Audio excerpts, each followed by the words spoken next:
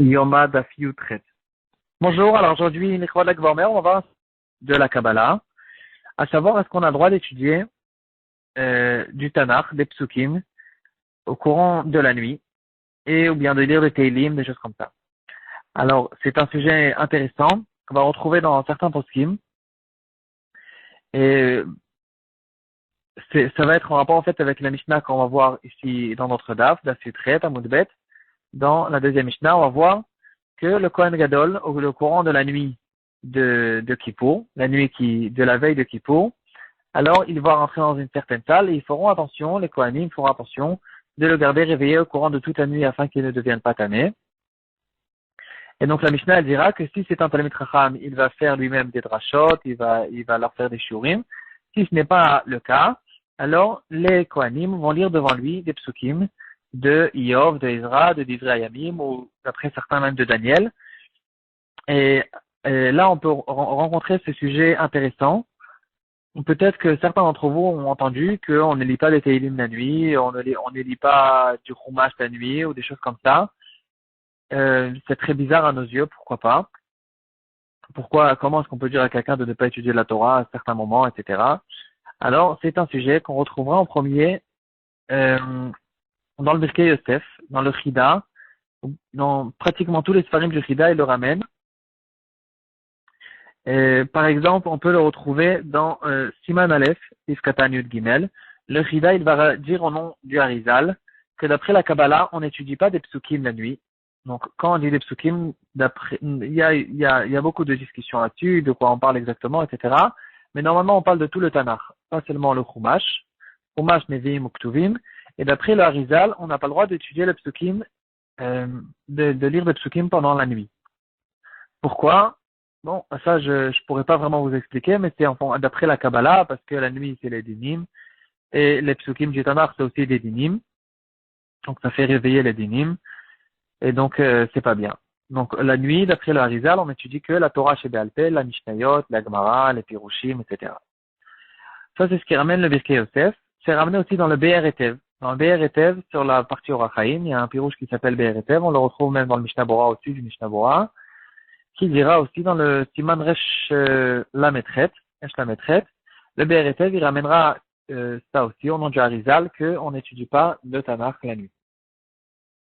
Le Mishnah Bora, il ne le ramène pas, mais par contre dans le Sha'ar HaTziyun, c'est-à-dire dans le pirouche sur le Mishnah Bora qui a été écrit aussi par le Chafetz Chaim, il le ramènera aussi dans Resh Lametret, Ifkatan Aleph, au nom du Be'er Etev, que d'après le Be'er Etev au nom du Harizal, on n'étudie pas des psukim la nuit. Et le Mishnah Bora, déjà, il ramène que le Pri Megadim, il n'est pas d'accord avec ça, et il permet d'étudier les psukim la nuit. Le Sha'ar HaTziyun, il va continuer, il va dire que même pour ceux qui interdisent, c'est pas vraiment une interdiction, c'est que un bon minag, que d'après la Kabbalah, c'est pas bien, mais point de vue permis ou interdit, c'est permis. Mais c'est pas quelque chose de correct, de bien. Donc il y a les poskim, de manière générale, on peut remarquer les poskim séfarades et les chassides, ils prennent beaucoup plus compte de la Kabbalah. Donc chez eux, on va plus retrouver cette halakha. Ils vont plus être mahmir que les poskim ashkenaz. Alors il ramène aussi donc dans les poskim qui en parlent, ils essayent de ramener des preuves ou ou de repousser les preuves. Par exemple, il y a un midrash intéressant dans le Yalkut qui dira, à propos de Moshe Rabbeinu quand il est monté au ciel, donc on sait qu'il est monté pendant 40 jours, 48 d'affilée, il n'a pas mangé, il n'a pas bu. Alors le midrash, il disait comment est-ce que Moshe Rabbeinu, il pouvait savoir si maintenant il se trouve dans le jour ou dans la nuit. Et le midrash, il va répondre que si Hachem lui a étudié la Torah, Nevi'im ou Ktuvim, alors Moshe Rabbeinu, il savait que c'est le jour. Si Hachem il étudiait la Torah orale, Torah chez Be'al Peh, alors là, Moshe Rabbeinu, il savait que c'était la nuit. Donc, il y en a qui voulaient prouver de là-bas qu'effectivement, on n'a pas le droit d'étudier la nuit de la Torah chez Birtav. Et dans le Birkei Yosef, déjà lui-même, il va repousser cette preuve. Il va dire que ça ne veut pas dire pour autant que c'est interdit. Ça veut dire que c'est le moment qui est plus apte, qui est meilleur pour étudier la Torah chez Be'al Peh, c'est la nuit. La Torah chez Birtav, c'est le jour. C'est ça la normalité, mais ça ne veut pas dire pour autant que c'est interdit. Alors, dans notre Mishnah aussi, on peut retrouver une preuve au contraire, que c'est permis. Parce qu'on voit que la nuit de Kippour, les Kohanim lui lisaient dans le Tanakh. Donc on voit apparemment que c'est permis. Aussi une autre question qui a été relevée par les poskim d'une Mishnah dans Masechet Shabbat, qui dira que les enfants ils lisaient dans le Chumash la nuit de Shabbat. On sait qu'on n'a pas le droit d'étudier à la lumière de la bougie. Et la Mishnah elle va dire que si c'est des enfants qui sont gardés par leur professeur, ils auront droit de lire à la lumière de la bougie parce qu'ils ont peur du professeur, ils ne vont pas faire pencher la bougie pour pouvoir mieux lire. Si la bougie elle commence à faire des problèmes, donc ils avaient des bougies avec une mèche et de l'huile, qui quand la bougie elle est en train de se finir, ils avaient une manière de pencher la bougie pour que l'huile se rapproche, l'huile qui est en train de se finir, elle se rapproche vers la mèche. Alors la Mishnah elle dira que c'est permis. Alors d'après une explication, c'est parce qu'ils ont peur du professeur, et il y a une explication intéressante qui a été relevée là-bas dans les Rishonim qui diront que en ce qui concerne les enfants qui étudient à l'école, alors il n'y a aucun chachash qu'ils vont pencher la bougie, parce qu'au contraire, si la bougie elle s'éteigne, ils vont être très contents, ils pourront sortir de l'école et finir le cours. Donc il n'y a pas de problème, ils vont pas pencher la bougie pour pouvoir continuer à lire. En tout cas, quoi qu'il en soit, on voit en tout cas qu'ils étudiaient dans leur chumash pendant la nuit. Alors comment est-ce qu'ils pouvaient le faire? Si d'après le Harizal, d'après la Kabbalah, c'est pas bien. Alors voilà, donc les poskim en tout cas ils ramènent des preuves et ils repoussent ces preuves-là. Ils diront que par exemple, une des réponses, c'est que ce que le Harizal lui-même il ramène, il dit que toute cette interdiction, cette chose-là, que c'est pas bien d'étudier la Tanakh la nuit, on parle que des jours ordinaires. Par contre, le Harizal il dira que si c'est jeudi soir, déjà depuis jeudi soir, il dira qu'il y a la lumière de Shabbat, les rachamim de Shabbat qui s'éveillent. Et donc, dans ce cas-là, on n'a pas peur de faire éveiller les dynimes. Et donc, on aura le droit de faire jeudi soir la nuit. Donc, les poskim diront, si c'est comme ça, qu'Al Vachomer, vendredi soir, que c'est déjà Shabbat lui-même, que dans ce cas-là, on aura le droit de lire Shnaim Mikra Vechatargum, de lire du Chumash, etc. Donc, ça peut répondre en fait à notre question. À propos du Yom Kippour, bien sûr, c'est aussi comme Shabbat, parce que Yom Kippour s'appelle Shabbat Shabbaton. Et donc, ils diront les poskim que, en ce qui concerne jeudi soir ou vendredi soir ou les soirs de Yom Tov, ou même pendant Chol HaMoed et Yom Kippour, alors il n'y aura pas ce minag-là des Mekoubalim de ne pas dire des Teilim ou de tout ce qui est du Tanakh pendant la nuit. Il y a aussi d'autres cas d'exception qu'on pourra retrouver dans les poskim.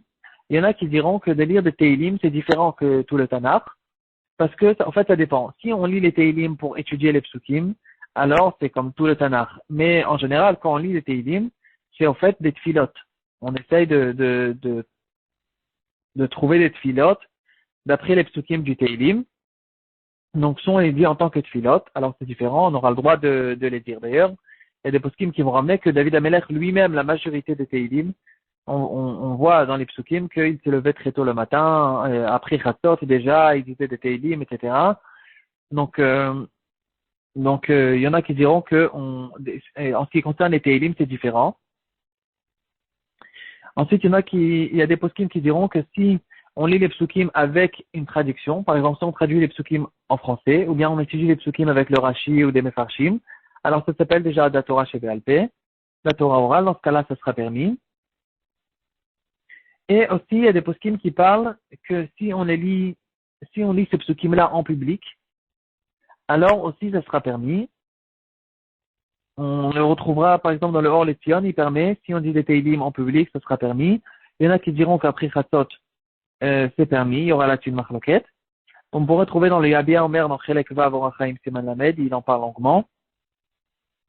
Et il y en a qui diront aussi que c'est une halakha qui n'est pas publiée au Ameh Aratzot, parce qu'il y en a qui vont profiter au fait de dire, de trouver au fait des réponses pourquoi ne pas étudier.